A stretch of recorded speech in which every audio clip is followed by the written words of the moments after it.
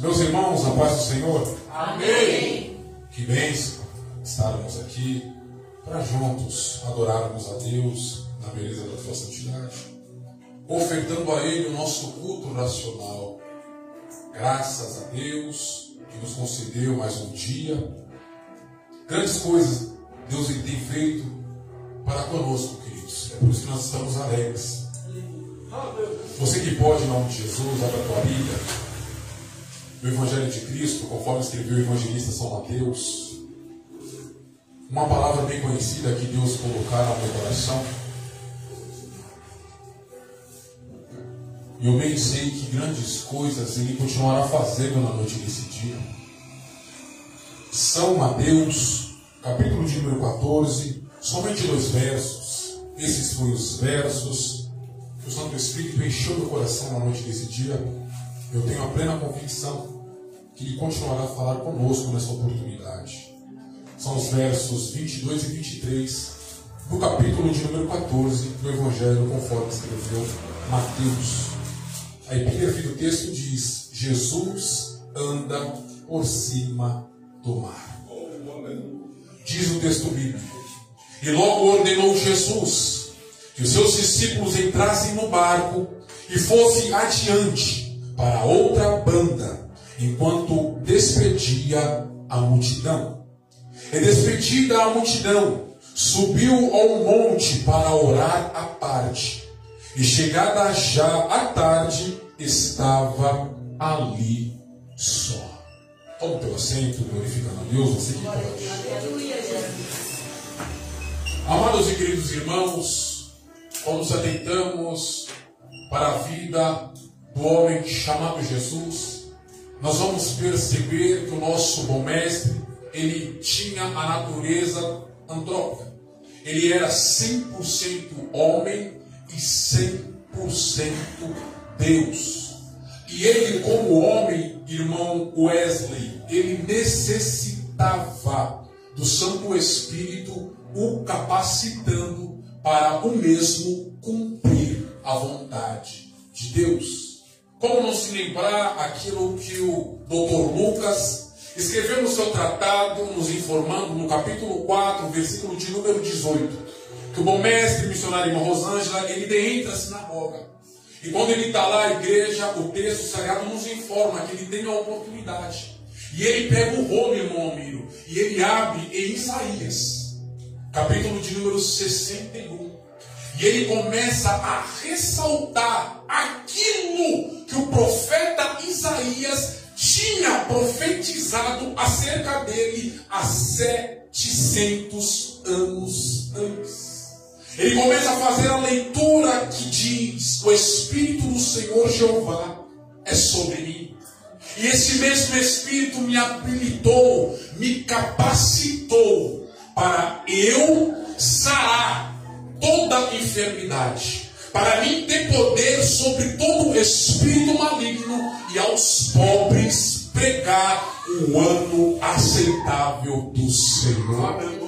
Então perceba, queridos, que Cristo, quando ele vestiu isso, o que, irmão Arthur? Carne e sangue. Ele era como nós, humanamente falando. Ele necessitava, assim como nós necessitamos, da presença do Consolador, da presença do Paracleto. E quando eu falo isso, presbítero irmão Tiago, eu vou entender que a igreja, sem o Santo Espírito, ela não avança. A igreja, sem o Espírito Santo conduzindo, o guiando, ela vai patinar. Mas quando a igreja reconhece e clama a Deus pedindo um revestimento de poder, ela será mais do que vencedora. Aleluia!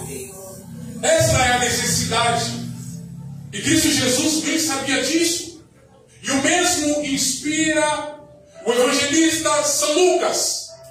E ele escreve no seu tratado, capítulo de número 24, versículo de número 49, palavras de Jesus: essa promessa é de meu Pai. Ficai, portanto, na cidade de Jerusalém, até que do alto vocês sejam revestidos de poder. A igreja presbítero Monte Tiago, ela só avançou e se encontra viva mais do que nunca há 2 milênios e 25 anos, porque ela é capacitada, ela é guiada, ela é conduzida pelo Santo Espírito de Deus. Glória a Deus, aleluia. E Cristo, irmãos, como homem, ele necessitava do repouso, ele necessitava de comida sólida, assim como nós, porque Cristo ele era 100% homem e 100% Deus. Irmão, eu não estou entendendo, parece que há uma contradição, não. Perceba que quando Paulo ele escreve aos Filipenses, capítulo 2, verso de número 5 e 6, ele vai dizer que haja em vós, ou seja, em nós, o mesmo sentimento que houve em Cristo Jesus, que sendo Deus, aleluia, já foi lido aqui na palavra oficial, no princípio era a palavra, era o verbo, era Cristo, e Cristo estava com Deus, a palavra estava com Deus, e tudo que foi feito, sem Ele, nada se fez. Então perceba que o apóstolo São Paulo está nos informando de algo muito importante. Ele está dizendo: Cristo sendo Deus não usurpou, ou seja, Ele não tomou para si das prerrogativas, das qualidades divinas em benefício próprio. Verso 6, antes se esvaziou, tomou a forma de homem, de servo, e foi obediente até a morte, e morte de cruz. Então perceba, queridos, que Deus, Ele não sente fome.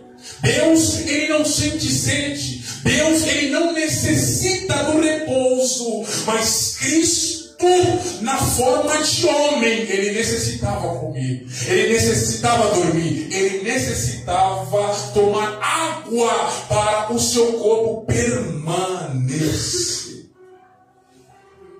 E quando eu me atento para o homem chamado Jesus, eu vou ver que Cristo, Ele era um ser, irmã Ana Maria, muito ocupado, mas Ele não negociava o seu momento de oração.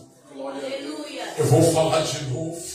Já foi louvado aqui pela nossa irmã missionária Rosângela. A oração, queridos, permita-me dizer, ela é como se fosse um oxigênio. Se nós pararmos de respirar, o que vai acontecer conosco?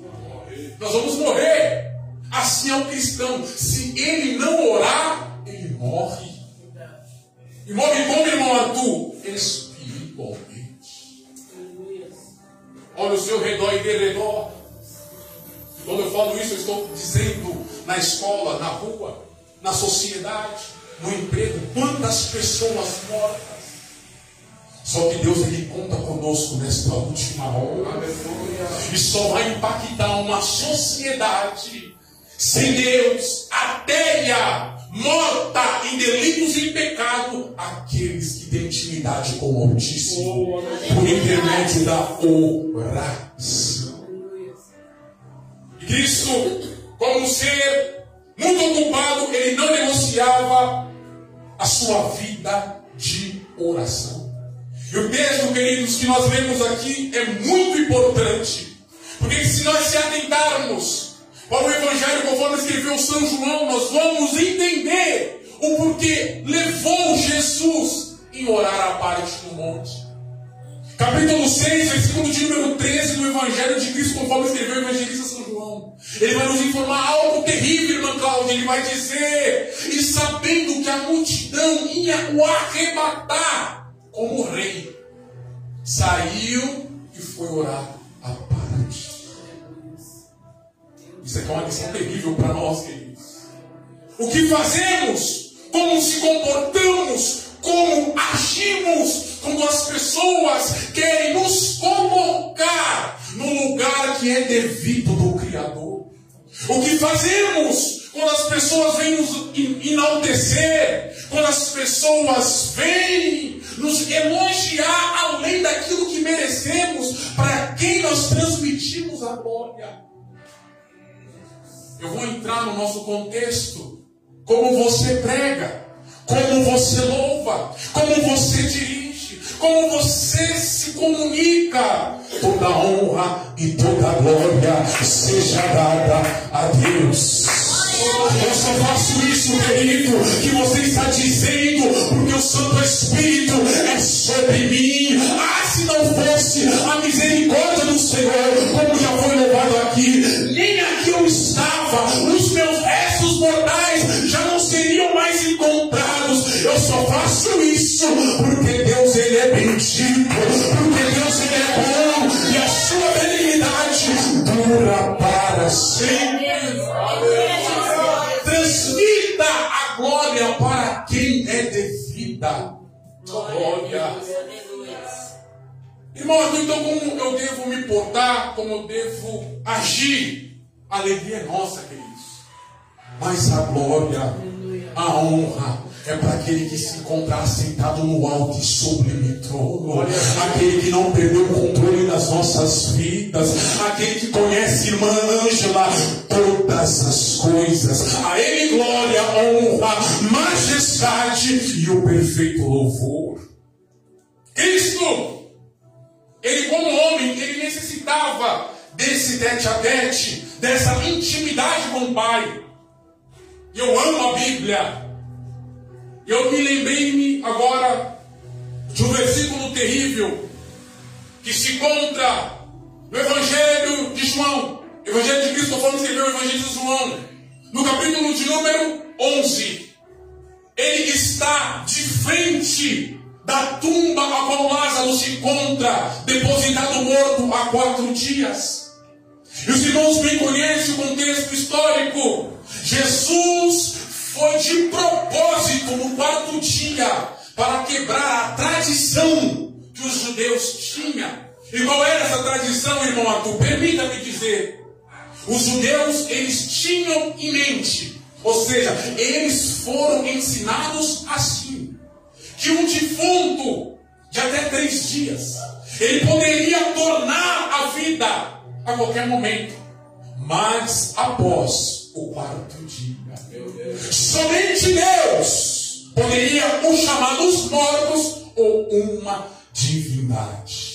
Cristo Jesus, presbítero Tiago, sabendo dessa realidade, deste ponto judeu, ele vai lá só no 4º dia.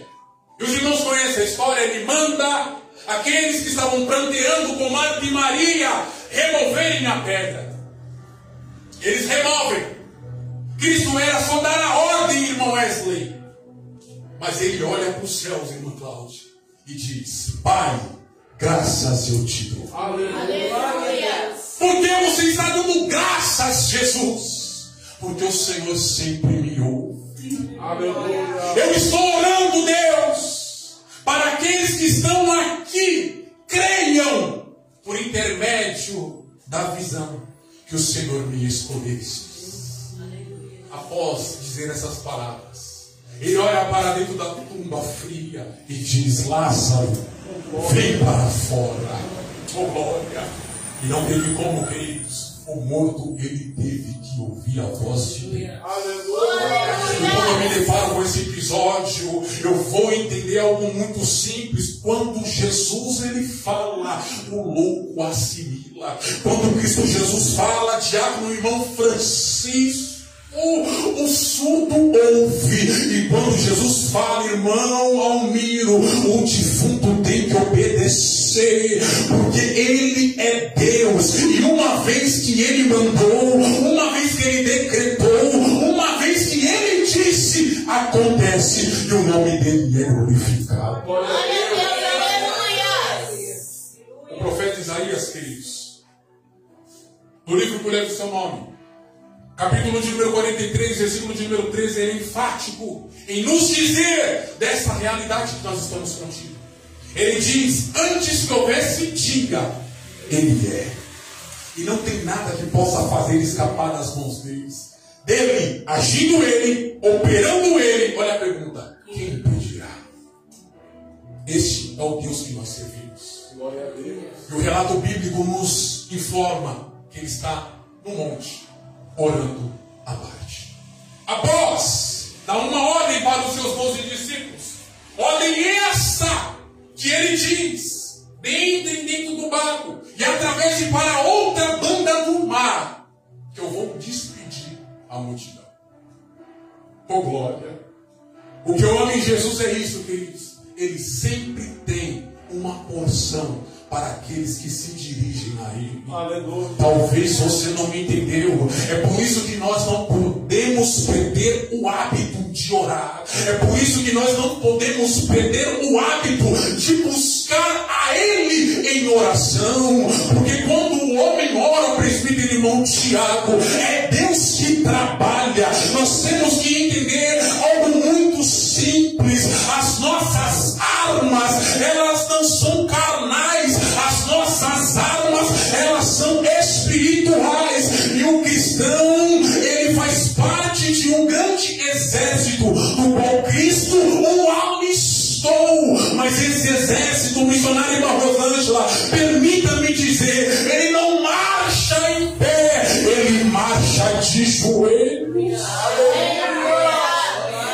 Certa feita, a rainha da Inglaterra, ela olhou para John Knox e disse: eu não temo os exércitos dos Estados Unidos. Eu estou sentindo a graça de Deus, mas eu temo este homem de joelho. A igreja brasileira, ela tem que ter em mente que ela vai ser aquilo que Cristo quer que ela seja, se ela marchar de joelhos. Oh meu Deus, evoluiu, sim, eu reconheço isso. Nós encontramos no mundo, nós estamos num mundo pós-moderno, só que isso mexeu com a cabeça de muitos crentes. Eles querem agir, eles querem fazer conforme a lei dos homens. Eu não estou dizendo aqui que nós devemos quebrar, bular ou afligir a lei dos homens, não. Eu não arranquei a página da minha Bíblia, em Romanos, capítulo de número 13, que nós devemos sujeitar, respeitar as autoridades, porque os mesmos foram constituídos por Deus, sim, mas quando surgia um problema, e aqui eu estou me dirigindo agora à igreja primitiva, eles não iam para o Senado, eles não buscavam um ministro, ou muito menos deputados, não, eles iam orar. A Bíblia Sagrada diz no capítulo de número 4, no livro de Atos dos Apóstolos, que Pedro e João, eles foram proibidos de ensinar e de curar o nome de Jesus. Meu Deus. E eles respondem para as autoridades dizendo: mas convém a nós obedecer a Deus. Aleluia. Obedecer a Deus do que aos homens. E os irmãos conhecem a história, no final do capítulo de número 4, eles são libertos. Estão fazendo aquilo que Deus ordenou para nós. O que? Pregar. E quando eles chegam aos irmãos, eles contam tudo o que sucedeu a eles por pregar o nome de Jesus. Sabe o que eles fazem? Eles se reúnem e começam a orar. Senhor, olha para a afronta deles. Mas o nosso pedido não é outro a não ser esse: nos dá graça e ousadia. E o exemplar sagrado nos informa que, tendo eles orado, oh glória, o lugar se moveu. Olha o poder da oração. E eles foram cheios novamente.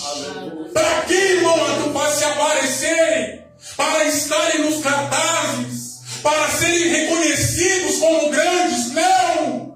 Para pregar a palavra de Deus, irmã Rosângela, com toda ousadia. Aleluia. Jesus está orando. Olha que exemplo maravilhoso. São Mateus capítulo 11, verso de número 29. Olha o que o bom mestre nos diz: aprendei de mim, que sou manso e humilde de coração. E vocês fazendo isso, vocês vão encontrar para as suas almas descanso. Só que nós não queremos. Permita-me dizer, nós não queremos. Eu estou me contendo também. Eu estou me pondo junto. Nós não queremos. queremos imitar A, B, menos o Criador, que não falhou, que não teve pecado, que foi santo em tudo, que praticava tudo aquilo que ele ensinava. Nos ajuda, Jesus.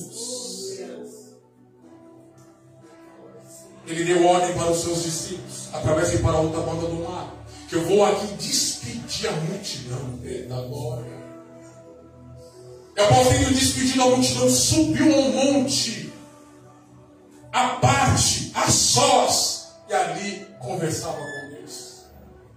E o texto sagrado diz no versículo de número 24, do capítulo de número 14 do Evangelho de Cristo, conforme escreveu São Mateus, que as ondas, isso aqui é para nós, as ondas começaram, irmã Cláudia, a açoitar o barco dos discípulos. Pera lá.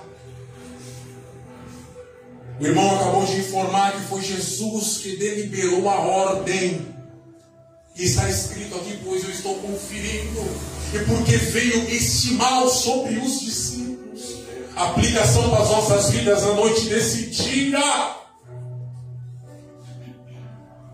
Nós sofreremos perigos pelo simples fato de obedecer à ordem de Jesus. Eu vou falar de novo. Nós, a Igreja Santa do Senhor, que se encontra sobre a face do planeta chamado Terra, sofrerá perigos pelo simples fato de obedecer à ordem do Senhor. Mas eu tenho que te informar na noite desse dia, nestes momentos de perigo, nestes momentos angustiantes, nós não estaremos sozinhos. Talvez você não me entendeu. Salmo de número 46, versículo de número 1. O Senhor Deus é socorro bem presente na hora da angústia. As ondas estão quebrando sobre o barco. O vento era contrário. E o texto sagrado nos informa no verso de número 25 que a hora não era outra a não ser a quarta vigília da noite, ou seja, das 3 às 6 da manhã. Uma escuridão terrível. Eu quero entender, presbítero irmão Tiago, que o medo era tanto que eles comunicavam uns para com os outros: nós vamos morrer. Oh, meu Deus, nós vamos morrer, mas sempre tem um. Eita glória, eu creio assim. Nós não vamos perecer, sempre tem um. Oh glória, e este um estou vendo aqui na noite desse dia. Deus não te levantou como propagador de desgraça ou de pessimista. Deus te levantou como um servo, como um vaso de honra, como um ser diferente na terra dos viventes. Eu quero entender, presbítero Monte que se levantou e disse: nós não pereceremos, pois nós não estamos aqui por vontade própria, nós estamos debaixo de promessa. Glória a Deus, nós estamos debaixo de promessa. A nossa irmã Rosângela já disse aqui em Que Bom Som, São João 16:33. Eu tenho vos dito isso, disse Jesus, para que em mim vocês tenham paz. No mundo vocês vão ter aflições, no mundo vocês vão ter tribulações, no mundo vocês vão ser provados, no mundo vocês vão ser perseguidos. Mas quando vocês enfrentarem esses dias ruins, vocês devem ter bom ânimo. Aí pode surgir a pergunta: por que Jesus? Aí ele responde para nós na noite desse dia: porque eu venci o mundo. Glória a Deus, aleluia. Ou seja, eu tenho experiência. Um se levanta e diz: nós não pereceremos.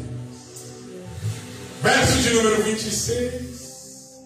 E os discípulos, vendo caminhar, meu Deus, sobre o mar, assustaram-se, dizendo: é um fantasma. E é assim, queridos, muitas das vezes a dor está intensa e nós achamos que não há de piorar, e daqui a pouco piora. Eles estavam enfrentando uma tempestade terrível, missionário de Rosângela, vendavais, ondas quebrando dentro do barco. Imagine isso. E daqui a pouco eles se deparam com um ser de branco andando sobre as águas. Aquilo que estava ruim ficou pior. Aí eu lhe pergunto, por que Cristo Jesus foi socorrer os seus discípulos, visto que ele se encontrava em outra geografia? Ele estava em terra, no monte, orando à parte, e os seus discípulos se encontravam no meio do mar, navegando, obedecendo a ordem do Senhor. Por algo muito simples. Quem ora tem visão. Aleluia! Está vendo a necessidade de nós orarmos? Parece que vejo, segundo o livro dos reis de Israel, o povo de Deus, oh glória, se encontrava em escassez, se encontrava fazendo tudo aquilo que não era certo diante dos olhos do Criador. Mas o texto diz, e nós de maneira alguma não podemos generalizar. Ainda há servos de Deus na terra, ainda há 7.000 que não se dobraram a Baal. O texto diz que Eliseu ele permanece firme da maneira que Deus quer. O povo inimigo rodeia a cidade, certos servos de Deus. O servo do profeta Eliseu chega até o profeta Eliseu dizendo: meu Senhor, nós estamos cercados. Olha a janela, olha o povo inimigo, nós vamos morrer. Só que Eliseu ia orar. Eu vou falar de novo. Eliseu orava. Permita-me dizer, ele olha para o teu servo e faz uma das orações mais rápidas do Antigo Testamento: Senhor, abra os olhos do moço. Eu vou falar de novo. Senhor, abra os olhos do moço. Quem ora tem visão, querido. O texto sagrado diz que imediatamente, irmã Lia, os olhos do servo, do profeta Eliseu, são abertos. E ele contempla sobre o exército inimigo soldados, cavalos e cavaleiros. Mas não eram normais, irmã Cláudia, eram de fogo. E o profeta segue dizendo: maior é aquele que está conosco do que aqueles que vêm contra nós. Olha a necessidade de orarmos. Eliseu estava cheio de Deus. Eu tenho que dizer isso para a igreja na noite desse dia. Não é cheio de ódio, cheio de vaidades excessivas, do ciúme doentio, sentimento de vingança que Deus vai nos ouvir. Nós temos que estar da maneira que Ele quer, do jeito que Ele quer. O texto sagrado diz em Isaías, capítulo de número 59, versículo de número 2: a causa de Deus não ouvir o seu povo é a iniquidade deles, é o pecado deles que faz uma muralha que separa vós do vosso Deus. Meu Deus. Jesus orava. É por isso que ele percebeu que os seus discípulos estavam em perigo. E o que ele faz, irmão Arthur? Ele se dirige até os seus, andando sobre as águas. Eita, lição terrível que o texto nos traz. Qual é, irmão Arthur? Aquilo que causava pânico, medo, desespero, que tirava a perspectiva divina dos discípulos, se encontrava sobre os pés de meu Deus. Ele está mostrando, irmã Cláudia, que ele tem controle sobre este vale que nós estamos atravessando. Ele está dizendo algo muito importante na noite desse dia para nós. Esse deserto, ele tem tempo de começar e de terminar na nossa vida. Este teste vem para ver como nós vamos reagir. Se nós vamos confiar nele inteiramente, ou se nós vamos perder a estribeira, se nós vamos chutar o pau da barraca, se nós vamos blasfemar com a nossa própria boca dizendo: se for para mim ser crente desse jeito e tem que passar por isso, por aquilo e por isso, eu não vou mais servir Jesus. Mas ele quer ver nós dizendo para o presbítero Tiago: no meio do furacão, eu pensei que o meu Redentor vive, e no tempo oportuno ele se levantará ao meu favor. Aleluia! Confie em confia em Deus. Verso de número 27. Eita, Jesus maravilhoso.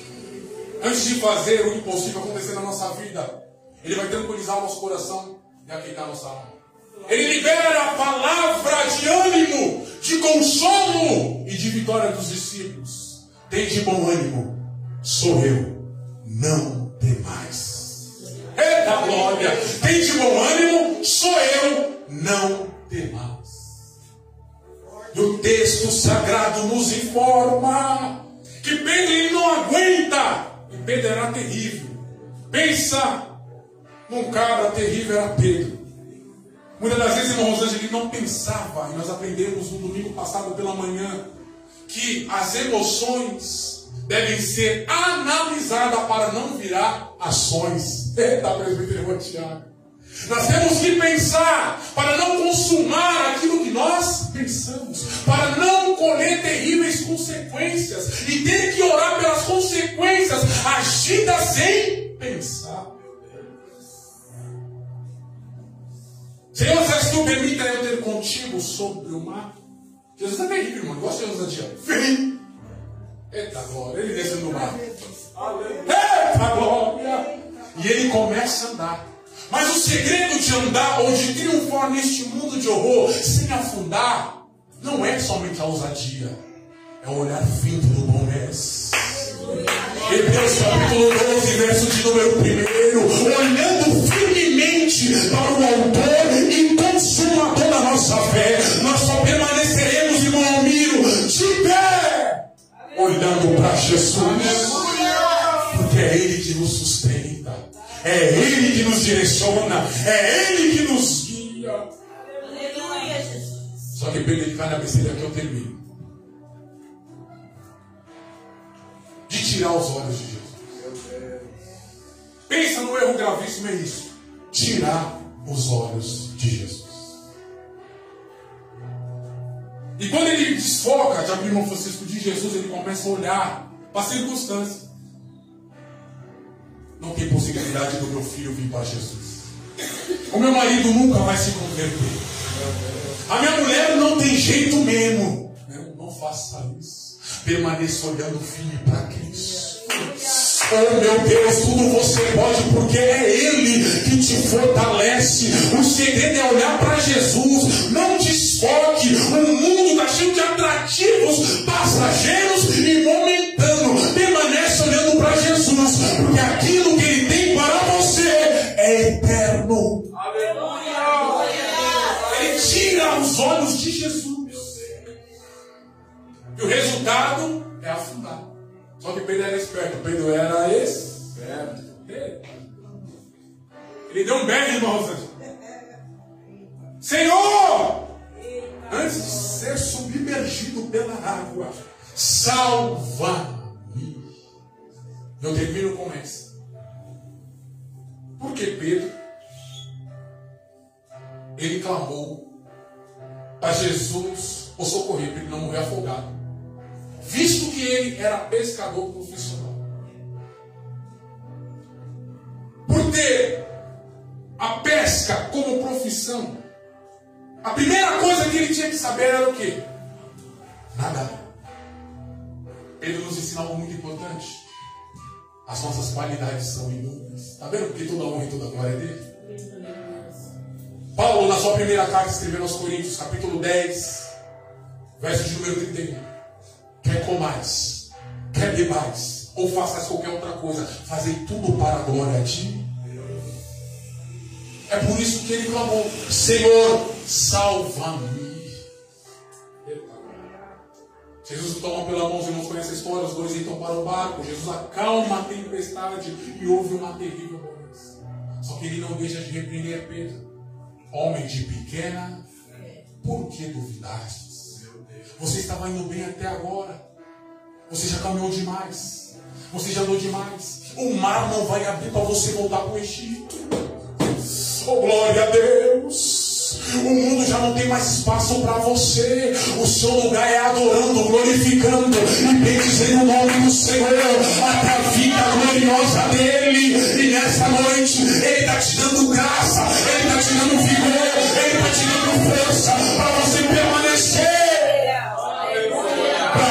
do nome dele.